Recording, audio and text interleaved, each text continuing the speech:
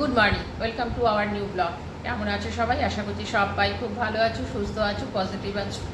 বাজে 7:30, পুরোপুরি 7:30। আজকে যা হয়েছে দেখো, কালকে রাত্রেবেলায় একটুখানি দেরি করে শুয়েছি। কেন শুয়েছি, কী ব্যাপার, তোমরা আজকে ভিডিওতে প্রথমটাতে দেখলেই বুঝতে পারবে। কালকে রাত্রিবেলায় ভিডিও আপলোড করেছি মোটামুটি প্রায় 12:15। কেন, সেটাও এই ভিডিওর মাধ্যমে প্রথমে যারা শুরু করেছো তারা প্রথমেই দেখতে পেয়েছো। ভিডিও আপলোড করে শুতে শুতে প্রায় 12টা হয়ে গেছে। যারটা তো ঘুমিয়েছি, আর ঘুমানোর আগে আমি একটা ক্যালপল খেয়েছি।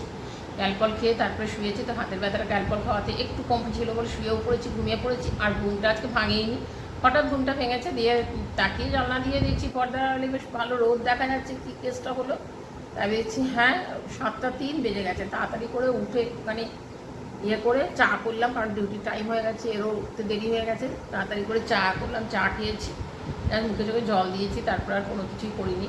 আর এর মধ্যে আমাকে 8টার মধ্যে আবার বেরোতেও হবে ছেলেকে নিয়ে। কোথায় যাচ্ছি না যাচ্ছি ভিডিওটা দেখতে থাকো, সবটাই জানতে পারবে। রাত্রে তোমাদের বললাম, রাত্রেবেলায় কেন 11:30টার সময় অন করলাম ভিডিওটা, এইগুলো পরিষ্কার করার জন্য। তোমাদের এইগুলো দেখিয়েছিলাম আজকে, কালকে যে ভিডিওটা পোস্ট হয়েছে সেখানে দেখেছি আমি কুচিনিটা পরিষ্কার করছি। কুচিনিটা পরিষ্কার করতে গিয়ে আমার জীবন আর্ধেক হয়ে গেছিলো। তো অনেকদিন পরিষ্কার করিনি, প্রায় 4-5 মাস।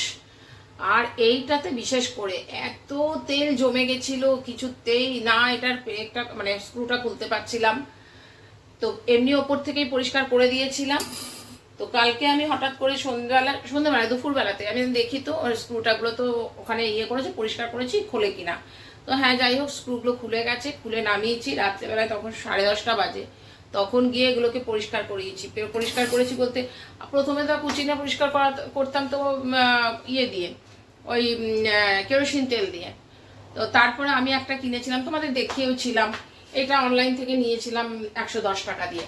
তো এটা দিয়েও পরিষ্কার করলে ভালোই পরিষ্কার হয়, খারাপ পরিষ্কার হয় না।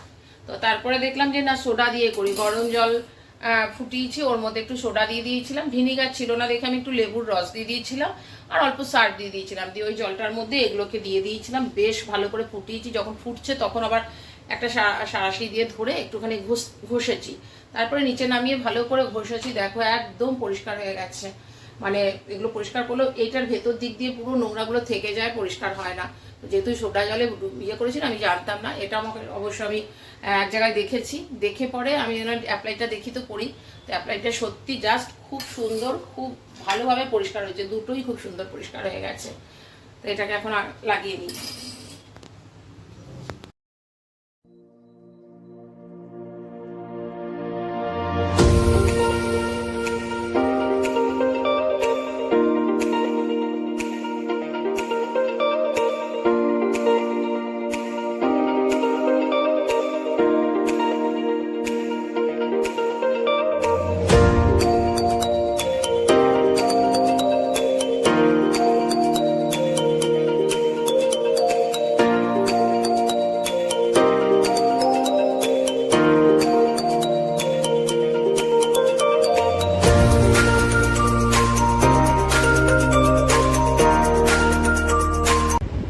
বড় একটা কাজ হলো, এবার থেকে ঠিকই করেছি, প্রত্যেক 15 দিন বা 1 মাসের মধ্যে কুচিনা পরিষ্কার করে নেবো। কারণ কুচিনা পরিষ্কার করার জন্য খুব সুন্দর একটা পেয়ে গেলাম, যে খাবার সোডা দিয়ে পরিষ্কার করলে খুব ভালো পরিষ্কার হয়ে যায়। আর কারণ ঘরে বসে থাকবো, আজ করে দেবে কাল করে দেবে, করবে তো নাই, সেটা আমাকেই করতে হয়। সেই জন্য আর চিন্তা করলাম যে না, প্রতি মাসে মাসে একবার করে পরিষ্কার করে নিলে কষ্টটা আমারই কম হবে। আর বেজেও গেছে 1টা বাজতে 5 মিনিট বাকি আছে। ছেলেকে ওঠাই, ছেলেকে নিয়ে একটু যাবো। গাড়িটা 1 মাস আগে সার্ভিসিং করিয়েছিলাম, কিন্তু লাস্টে ওদের দিয়ে পরে আমার আর ছেলের একটা কাজ ছিল বলে বেরিয়ে গেছিলাম কোর্টে। দিয়ে এসে পরে গাড়ি হয়ে গেছে, নিয়ে চলে এসেছি। কিন্তু 2 দিন পর থেকে দেখছি গাড়ির যে ট্রাভেলগুলোর জন্য দেওয়া হয়েছিল, যদিও সার্ভিসিং পিরিয়ডেই রয়েছে গাড়িটা, তো সেগুলো বোধহয় কিচ্ছু করেনি। এখন আজ যাবো কাল যাবো এই করছে, কারণ গাড়ি নিয়ে ছেলে চলে যায়, হয় না। তো কালকে ওর বাবার নাম লিখিয়ে রেখে দিয়েছি সার্ভিসিংয়ে। আজকে এখন বেরোবো, বেরিয়ে গাড়িটা ওখানে দেবো, দিয়ে ছেলেকে একটু ডাক্তার দেখাবো, কর্মকারের কাছে যাবো। কারণ হাতটার মধ্যে না ভীষণ ইচিং টাইপের, এই হাতের ওপর দিকে হচ্ছে ইচিং টাইপের একটা কিছু হচ্ছে, ওটাকে চুলকাচ্ছে, ওটা কালো হয়ে যাচ্ছে। তাহলে চল কম থাকতে থাকতে দেখিয়ে নিই। ডাক্তার দেখানোরও তো সুযোগ হয় না, যদি সকালে না বসে তাহলে বিকেলে 6টার সময় যাবো। ওর ছেলের আগে পরীক্ষা আছে 12টা থেকে, ও মোটামুটি 11টা 11:15 নাগাদ বেরোবেও, আজকে র্যাপিডোতে চলে যাবে। ওই জন্য চিন্তা করলাম ওখানে দিয়ে গাড়িটা দিয়ে ডাক্তার দেখিয়ে চলে আসবো।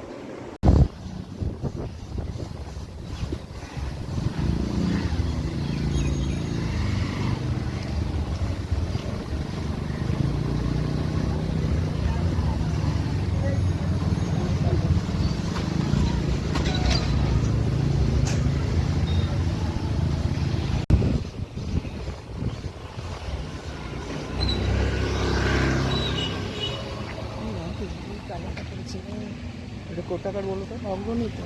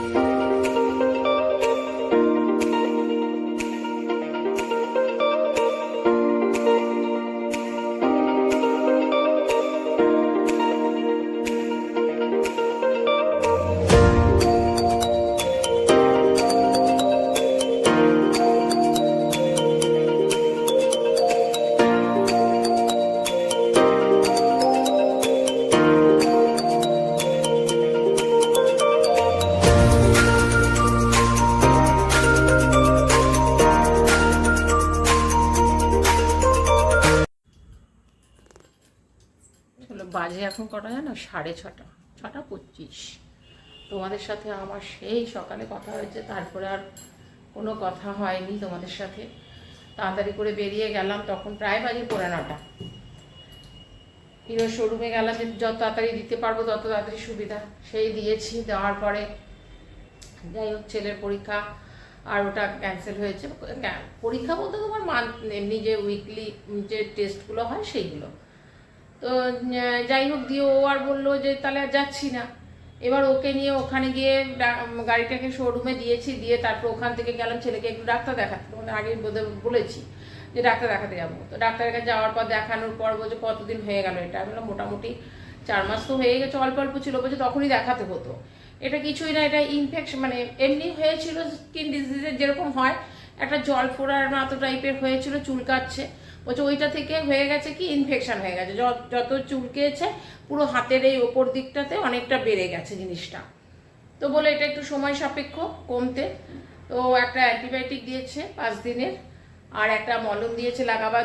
বলছে 2বার বা 3বার লাগাবার। তো 3বার তো হবে না, 2বারই লাগাতে হবে ওকে। একবার সকালে ডিউটি যাওয়ার সময়, আবার আসার পরে, এরকমই লাগাতে হবে। আর মানে 3টে ট্যাবলেট দিয়েছে। 3টে ট্যাবলেটের মধ্যে একটা রাত্রে খাওয়ার জন্য ট্যাবলেট দিয়েছে। তো বুঝতে পারছি না, ওটা আবার দিয়েছে 4টে দিয়েছে। ওইটা একটুখানি দেখানোর জন্য এখন নিচে নামছি, কারণ ওখানে আমি নিয়ে এসেছি ব্যানাচুরি থেকে, আর একটা ওষুধ বাকি আছে। তো এখন নিচে যাচ্ছি, নিচে একটা বড় দোকান আছে, ওর দোকানে যাচ্ছি। যদি পেয়ে যাই ওখান থেকে ওষুধটাও নিয়ে নেবো, আর এটা একটুখানি মিলিয়ে নেবো।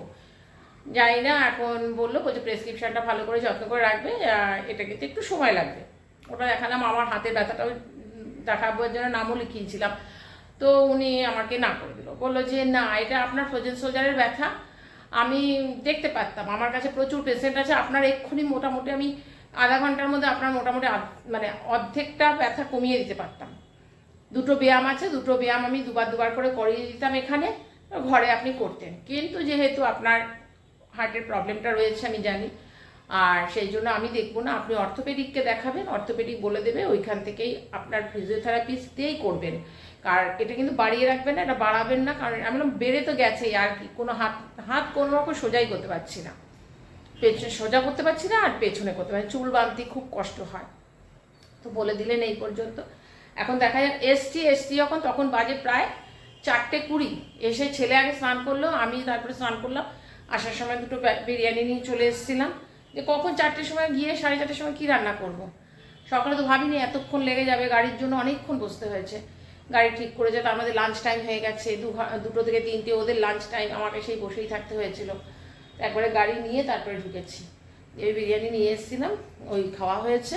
আমি আর ঘরে ঢুকে আর মোবাইল অন করার মতো না হয়নি যে আমি মোবাইল অন করে তোমাদের সাথে সমস্ত খবরটা দেই আর কি। থাক, পরে আবার করবো। তো এখন যাচ্ছি, নিচে নামছি, ছেলেও একটু বেরোলো, আগে ওষুধগুলো নিয়ে আসি, পরে আবার তোমাদের সাথে আবার কথা বলছি।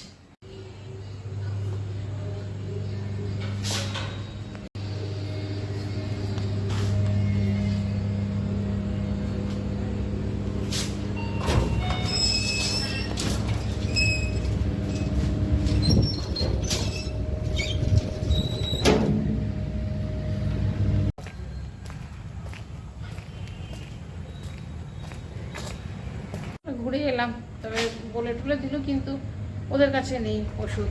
আবার কালকে ওদের দোকান বন্ধ, তাহলে অর্ডার দিলেও কোনো লাভ হবে না। ছেলে আসুক, দেখি করিস্কোতে চলে যাবো, ওকে নিয়ে এখান থেকে নিয়ে চলে আসবো, কারণ ওষুধগুলো ঠিকঠাক করে খাওয়াই। যতক্ষণ না কমে।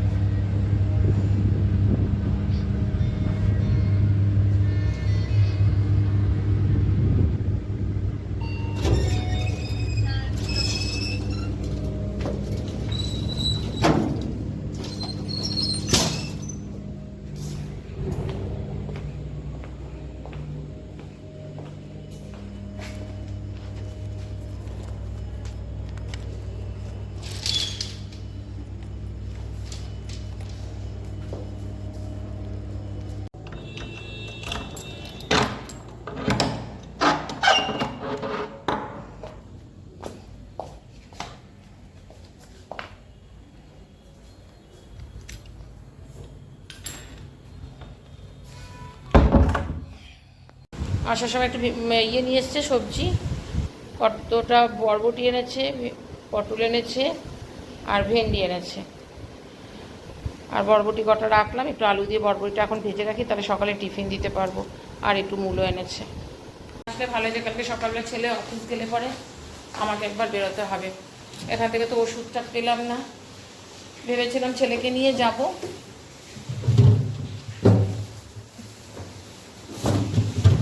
ছেলেকে নিয়ে যাবো ভাবলাম, তো এসে পরে বলছে না আমার ইচ্ছে করছে না, আমার ভালো লাগছে না বেরোতে। আমি থাকা জোর করে নি আলাম থাক, কালকে সকালবেলায় আমি চলে যাব, গিয়ে নিয়ে আসবো।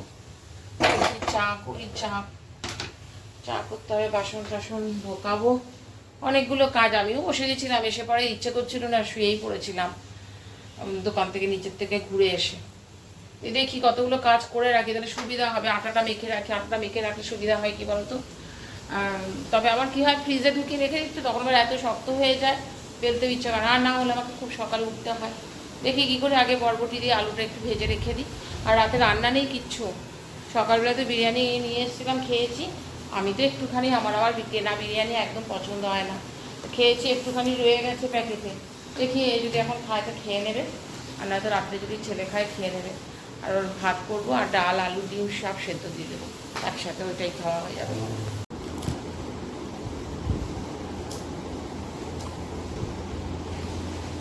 আমার এই সবজিটা একদম বিচ্ছিরি লাগে, বরবটি সবজি। ওই পাঁচ তরকারিতে দিয়ে দিলাম, ঠিক আছে। এ খুব ভালোবাসে বরবটি ভেজে দাও, বরবটি আলু বেগুন দিয়ে একটা তরকারি করে দাও, আমার একদম বিচ্ছিরি লাগে এটা খেতে।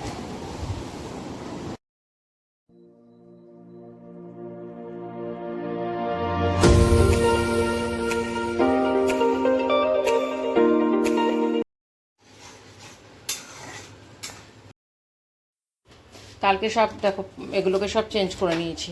এর মধ্যে না এইগুলোকে পেতে দিয়েছে। এটা না অ্যাকচুয়ালি এটা আমার ছেলে যখন স্কুলে পড়তো, তখন ওই যখন লকডাউনে স্কুল হয়নি, তখন এই মলাটগুলো অনেকগুলো বেঁচে গেছে। তখন তো আর স্কুল হয়নি বলে মলাট দেওয়া হয়নি, এমনি ঘরেই বইগুলো নিয়ে পড়ে এগুলো সব পেতে দিয়েছি। এইসব সাইডে কালকে এই করেছি। আর পরশু দিনের ব্লগ তোমরা কালকে রাত্রে পেয়েছো। আর কালকে তো সেরকমভাবে কোনো ব্লগ সেইভাবে করিনি কিছু। তো এই সব কাজগুলো করেছি, অনেকগুলো কাজ করে যে এগুলো যেমন সব পরিষ্কার করেছিলাম, এটা রাত্রে করেছিলাম, খুলে রেখে দিয়েছিলাম।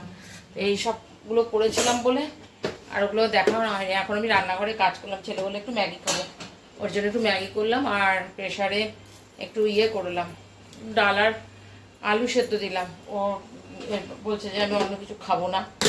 ভেবেছিলাম ডিমের অমলেট করে দেবো, করতাম না কিছুই, ডিমের অমলেট করতাম, বললো না সেদ্ধ দিয়ে খেয়ে নেবো। আর ছেলেকে দিয়ে দিলাম ম্যাগি। আর কাল সকালে বললাম একটুখানি বিরিয়ানি আছে, ওগুলো খাবো না, ছেলে ওগুলো খাবো না।